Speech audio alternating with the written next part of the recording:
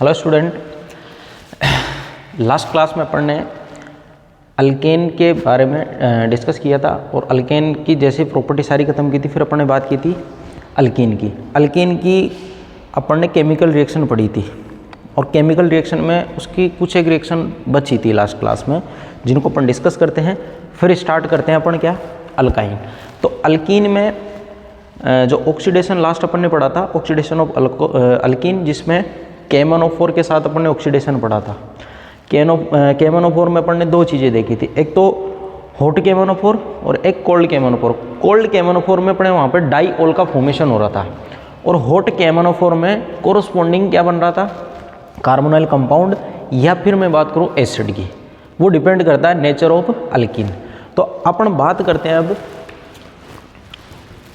Ozonolysis, जो भी था शायद आई थिंक 7 नंबर का था, ओजोनोलाइसिस। तो ओजोनोलाइसिस का मतलब क्या होता है, ओजोन की प्रेजेंस में अल्कीन के बॉन्ड का क्लीवेज। ओजोन की प्रेजेंस में अल्कीन के बॉन्ड का क्लीवेज। तो देखिए स्टूडेंट,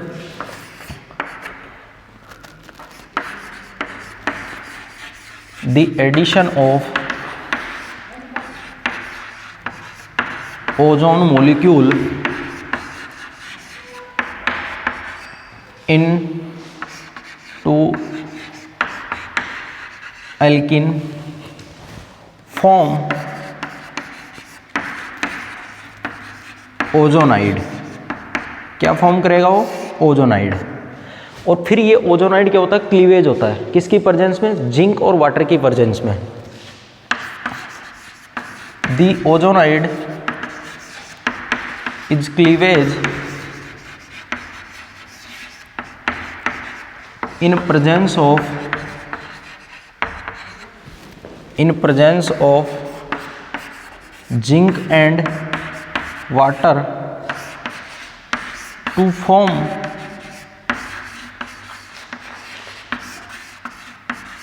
corresponding carbonyl कंपाउंड। वो क्या फॉर्म करेगा, कोरोस्पोंडिंग कार्बोनाइल कंपाउंड का फॉर्मेशन करेगा। ये बात हुई किसकी, ओजोन की। अब इसकी रिएक्शन देखते हैं। सिंपल सी रिएक्शन की मैं बात करूं, CH2 डबल बॉन्ड CH2, ये अपने पास इथीन, ये क्या है, इथीन है। इसकी रिएक्शन करवानी अपन को किसके साथ, O3, ये ओजोन है। किसकी प्रेजेंस में होगी, जिंक H2O की प्रेजेंस में। सबसे पहले ये बनाएगा ओजोनोइड। तो ओजोनोइड कैसे बनता है, आपको कुछ नहीं करना, ऑक्सीजन जो ओजोन के अंदर उपस्थित रहते हैं, 3 ऑक्सीजन, उनको इस तरीके से आपको सेट कर देना है। कुछ नहीं करना, कार्बन कार्बन के मिड के बॉन्ड को तोड़ देना है और ऑक्सीजन को इस तरह से फंसा देना है। इसको बोलते हैं ओजोनोइड। क्या बोलते हैं इसको, ओजोनोइड। और फिर इस ओजोनोइड को आपको क्या करवाना है, क्लीवेज करना। इस एक ऑक्सीजन को तो जिंक लेके भग जाता है, ये बची 2 ऑक्सीजन इन कार्बन के साथ अटैच हो जाती है। तो इसको इस तरीके से आप क्लीवेज करवा देना, ऐसे।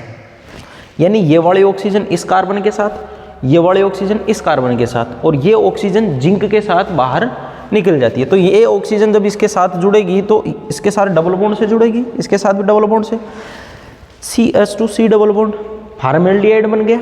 इधर भी क्या बन गया, फार्मेल्डिहाइड। तो मैं यहाँ लिख देता हूँ आगे चल के क्या बनाएगा, ये बनाएगा 2 मॉलिक्यूल बनाएगा HCHO, साथ में क्या बनेगा, ZnO। ये बन गया अपने पास फार्मेल्डिहाइड। आई बात समझ में, ये ओजोनोइड बनता है। ठीक है, इसके अलावा और एग्जांपल लेके अपन बात करते हैं, तब तक आप इसको नोट डाउन करिए।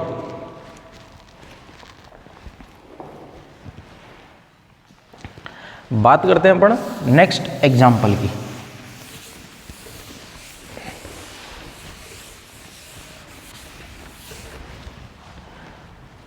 देखिए एग्जाम्पल हैं CH3 C double bond CH2 CH3। First reaction करवाओगे आप किससे? O3 से। दूसरी किसके साथ करवाओगे? Zn वाटर के साथ। अब मैं आपको सीधा तरीका बताऊंगा प्रोडक्ट फाइंड आउट करने का। इससे पहले मैंने आपको बताया था कि ओजोनेट कैसे बनता है, इसमें अपन डायरेक्ट प्रोडक्ट बनाएंगे। वो कैसे? आपको कुछ नहीं करना, इस डबल बॉन्ड को पूरे को ब्रेक करना है, दोनों बॉन्ड हटा देने हैं सिग्मा और पाई, एक ऑक्सीजन इधर जोड़ना है, एक ऑक्सीजन इधर जोड़ना, प्रोडक्ट बन गया। आपको दिमाग नहीं लगाना। तो एक ऑक्सीजन जब आप इधर जोड़ोगे तो CH3 C double bond O और यहाँ पे CH3 प्लस एक बन गया इधर HCHO, ये बन गया अपने एसीटोन और इधर बना अपने एल्डिहाइड। एल्डिहाइड में क्या बना है? फॉर्मल्डिहाइड। फॉर्मल्डिहाइड। आई बात समझ में? एक क्वेश्चन है वो कई बार आपके एग्जाम में पूछा गया है, इंपॉर्टेंट है। बेंजीन का क्लीवेज, किसका क्लीवेज? बेंजीन का क्लीवेज। इसमें क्या क्या आपको फाइंड आउट होता है? तो देखो, सबसे पहले आप इसकी रिएक्शन किसके साथ कराओगे? O3 के साथ। किसके साथ? O3। दूसरा, यहाँ पे आप जिंक और H2। तो मैंने बताया आपको कुछ नहीं करना, इन बॉन्डों को क्लीवेज करके ऑक्सीजन ऑक्सीजन जोड़ना है। इधर भी ऑक्सीजन, इधर भी ऑक्सीजन। तो देखो, यहाँ पे ऑक्सीजन जुड़ी है, इधर वाले इस पार्ट पे ऑक्सीजन जुड़ जाएगी, फिर ये इधर जा रहा है और ये फिर इधर ऑक्सीजन वाले पार्ट से जुड़ रहा है। तो आपको कुछ ऐसा दिखाई देगा, ऐसा। तो ये इसमें भी दिखाई देगा, इसमें भी दिखाई देगा, यानी टोटल कितने मॉलिक्यूल मिलेंगे अपन को? 3 मिलेंगे। और ये एक्चुअली जो कंपाउंड है ये है। आई बात समझ में? इसको ग्लाइओक्सल बोलते हैं। क्या बोलते हैं इसको? ग्लाइओक्सल। इसको बोलते हैं ग्लाइओक्सल। एग्जाम में पूछा जाता है कई बार कि बेंजीन की जब आप O3 के साथ रिएक्शन करवाते हो ग्लाइओक्सल के कितने मॉलिक्यूल मिलते हैं? 3 मॉलिक्यूल मिलते हैं अपन को। आई बात समझ में? इसको नोट डाउन करिए, फिर बात करते हैं अपन नेक्स्ट।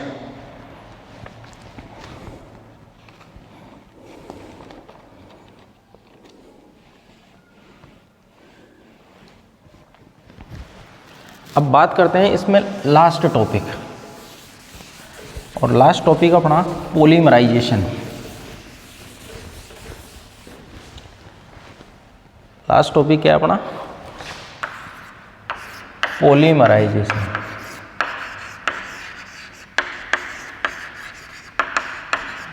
पॉलीमराइजेशन, देखो पॉलीमराइजेशन का मतलब क्या होता है। सबसे पहले अपन समझेंगे पॉलीमर किसे बोलते हैं। छोटे छोटे मॉलिक्यूल जिनकी एक यूनिट होती है, जिसमें पर्टिकुलर एक मॉलिक्यूल को मोनोमर बोलते हैं, वो मोनोमर आपस में जॉइंट होके एक लार्जर मॉलिक्यूल का निर्माण करते हैं, जिसको बोला जाता है पॉलीमर। यानी मोनोमर आपस में एक दूसरे से जुड़ेंगे एक पर्टिकुलर कंडीशन पे, हाई टेम्परेचर प्रेशर पे, फिर ये बनाएंगे लार्जर कंपाउंड, और लार्जर कंपाउंड जो होंगे उसको अपन क्या बोलेंगे? पॉलीमर। और ये जो पूरी प्रोसेस हुई है उसको क्या बोलते हैं? पॉलीमराइजेशन। आई बात समझ में? तो देखो,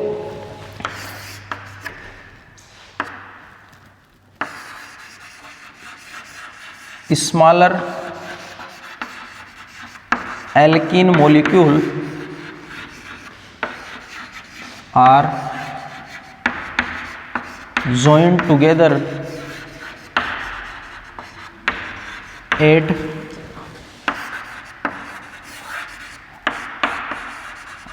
high temperature and pressure to form larger molecule is known as polymer, is known as polymer, and this process is called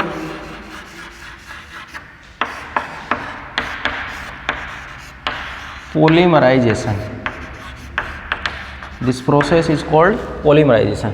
यानी स्मॉलर अल्कीन के मॉलिक्यूल होंगे वो आपस में एक दूसरे से जुड़ेंगे हाई टेम्परेचर प्रेशर पे और लार्जर मॉलिक्यूल का फॉर्मेशन करेंगे, जिसको क्या बोलते हैं, पॉलीमर बोलते हैं। और इस प्रोसेस को पॉलीमराइजेशन।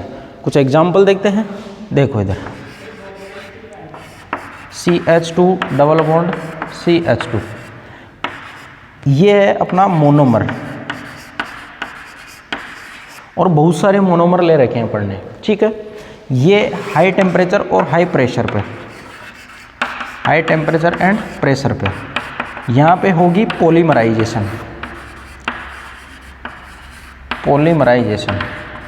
पॉलीमराइजेशन में होता क्या है, ये मॉलिक्यूल रीअरेंज होते हैं। ये जो 12th क्लास में अपना एक चैप्टर है पॉलीमर का, वहाँ पे इनकी मैकेनिज्म है।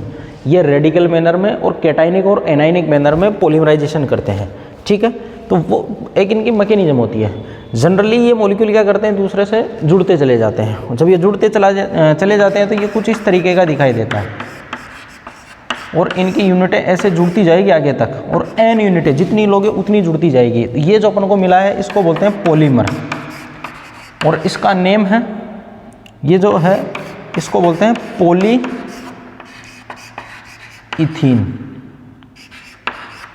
इथीन क्या है कि पॉली लग गया, पॉली का मतलब बहुत सारे, n, ये किसको बता रहा है, बहुत सारों को, तो पॉलीथीन अपन को मिल गए यहाँ पे।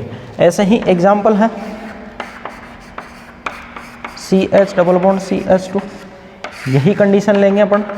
तो इसमें ये n मॉलिक्यूल ले लो इसके, तो आपको यहाँ पे मिलेगा CH3 और ये n यूनिट ऐसे इसकी जुड़ती चली जाएगी। ये क्या बन जाएगा, पॉलीप्रोपीन। क्या बन जाएगा ये, पॉलीप्रोपीन। प्रोपीन है ना, तो प्रोपीन के आगे क्या लग जाएगा, पॉलीप्रोपीन बन गए। ये पॉलीमर है जो किससे बनते हैं, अल्कीन से बनते हैं। तो अल्कीन वाला टॉपिक यहाँ पे ऑलमोस्ट खत्म होता है तुम्हारा। अब बात करते हैं अपन अल्काइन की।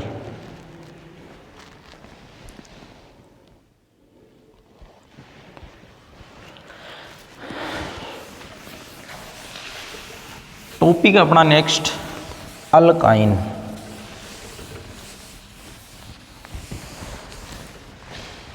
नेक्स्ट टॉपिक अपना अल्काइन।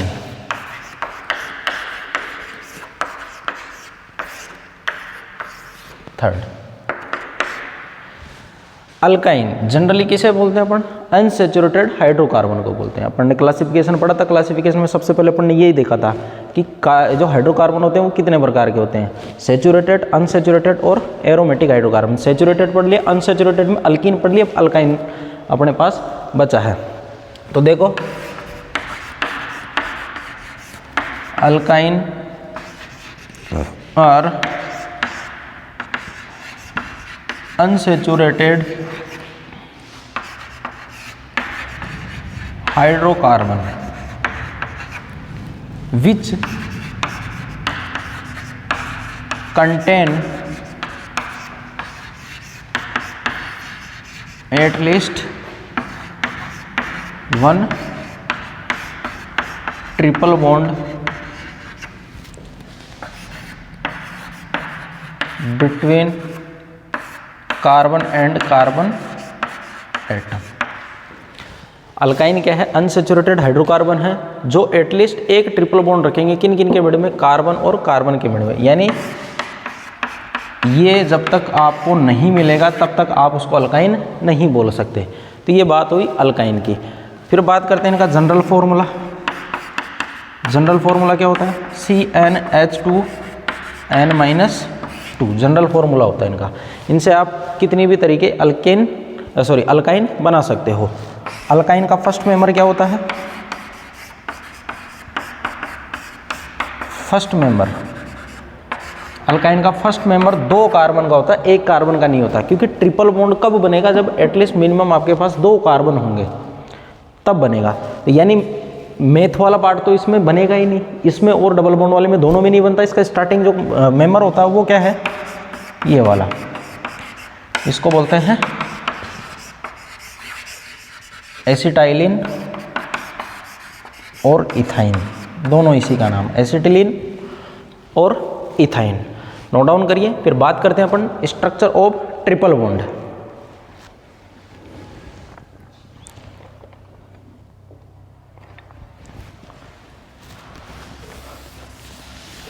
अब बात करते हैं अपन स्ट्रक्चर ऑफ ट्रिपल बॉन्ड की।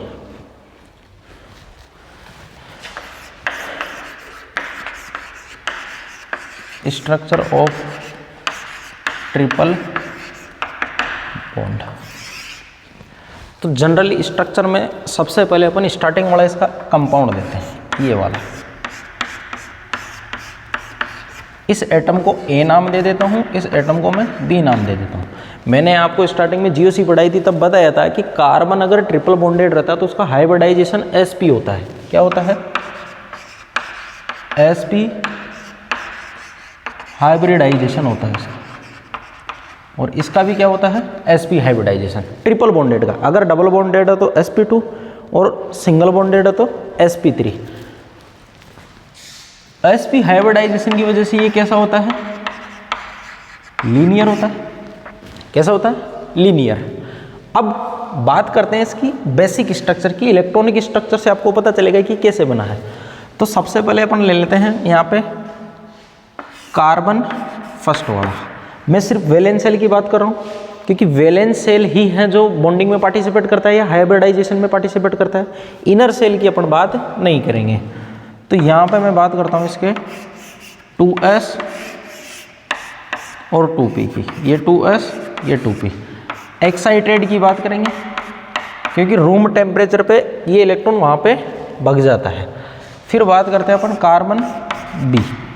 इसका ये इलेक्ट्रॉनिक कॉन्फ़िगरेशन होगा सेम उसके जैसे ही 2s 2p। sp हाइब्रिडाइजेशन होता है, s1 और p1 दोनों मिलके क्या बनाएंगे? sp hybridisation. क्या मिल बनाएंगे? sp हाइब्रिडाइजेशन वाले ऑर्बिटल। तो सबसे पहले sp बना लेते हैं। ये दोनों मिलके क्या बनाएंगे? 2sp orbital. ये भी क्या बनाएगा? 2sp orbital. प्लस साथ में देखो, आप अगर इसके साथ pz ले रहे हो तो px और py क्या रह जाएगा? खाली हो जाएगा। मैं यहाँ pz इसको बोल देता हूँ, px इसको बोल देता हूँ, py इसको बोल देता हूँ। pz px py। तो देखो s और p ऑर्बिटल अगर बन गए तो उसके बाद आपके पास दो ऑर्बिटल अलग है जो अनहाइब्रिड ऑर्बिटल है। तो मैं यहाँ लिख देता हूँ px and py unhybrid orbital. इधर भी यही होगा, px and py unhybrid orbital. अब px और py अनहाइब्रिड ऑर्बिटल हैं, तो इनको अपन क्या कर लेते हैं? थोड़ा इनसे अलग लिख लेते हैं। पहले मैं sp वाले को लिख लेता हूँ। तो देखो, ये दो sp ऑर्बिटल हैं, ये अपने पास दो px और py है। ये sp, ये भी sp, ये अपना px, ये अपना py। इधर ले लेता हूँ मैं इसके sp, इस वाले के भी sp, और दो ले लेता हूँ मैं इसके px और py। इलेक्ट्रॉन भरे हुए हैं चारों में, तो इलेक्ट्रॉन भर देने हैं, इसमें तो कोई दिक्कत ही नहीं है, क्योंकि कार्बन के पास इलेक्ट्रॉन कितने थे? 4। ये भर दिया अपन ने। अब देखो, इस sp के साथ एक H जुड़ा हुआ है हाइड्रोजन। इस कार्बन के साथ sp हाइब्रिड जो ऑर्बिटल उसमें एक H जुड़ा हुआ, तो एक H मैंने यहाँ पे ये जोड़ दिया, सिग्मा बॉन्ड जो ये बना हुआ। ऐसे ही मैंने क्या कर दिया? एक H इधर जोड़ दिया, सिग्मा जो ये बना हुआ, दो मैंने जोड़ दिए। अब देखो, ये कार्बन कार्बन का जो सिग्मा है ये रहा sp के साथ, ये बना गया सिग्मा। ये जो सिग्मा है ये रहा कार्बन कार्बन के मिड में। तो इस कार्बन का इस कार्बन के साथ मैंने लिंक दिखा दिया है। अब बात करते हैं पाई बॉन्ड की। तो देखो, ये px का px के साथ, px का px के साथ ये बना है पाई बॉन्ड। क्या बना है? Pi bond. यानी इस पाई बॉन्ड की मैं बात कर रहा हूँ, एक पाई बॉन्ड। ऐसे ही पी वाई का पी वाई के साथ, इसके साथ ये क्या बना है, पाई बॉन्ड। ये क्या बना है, इसके साथ पाई बॉन्ड बना है। तो एक पाई बॉन्ड ये रहा। आई बात समझ में। ये इनका इलेक्ट्रॉनिक मैंने आपको बताया है, ये इनका इलेक्ट्रॉनिक स्ट्रक्चर है, जिसमें आपको ऑर्बिटल का कंट्रीब्यूशन दिख रहा होगा कि कौन सा तो सिग्मा बॉन्ड बना रहा है, कौन सा पाई बॉन्ड बना रहा है, कौन सा हाइब्रिड है, कौन सा अनहाइब्रिड ऑर्बिटल है। अब बात करते हैं इनका ऑर्बिटल व्यू, कार्बन के साथ इनका ऑर्बिटल व्यू के साथ। इसको नोट डाउन करिए, फिर बात करते हैं।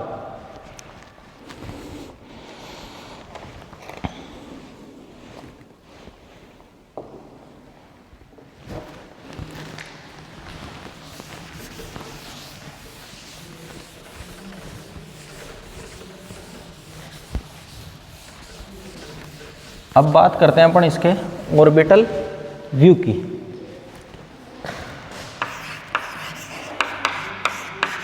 ऑर्बिटल व्यू, तो ऑर्बिटल व्यू में देखिए आप, ये कार्बन, ये कार्बन, इसके दो हाइब्रिड ऑर्बिटल। हाइब्रिड ऑर्बिटल मैंने आपको बता रखा कैसे बनते हैं। हाइब्रिड ऑर्बिटल की एक लोब छोटी होती है, एक लोब लार्जर होती है, ऐसी होती है, ये हाइब्रिड ऑर्बिटल होते हैं। तो सबसे पहले मैं इसकी लोब बना लेता हूँ ऐसे, सेम ऐसे ही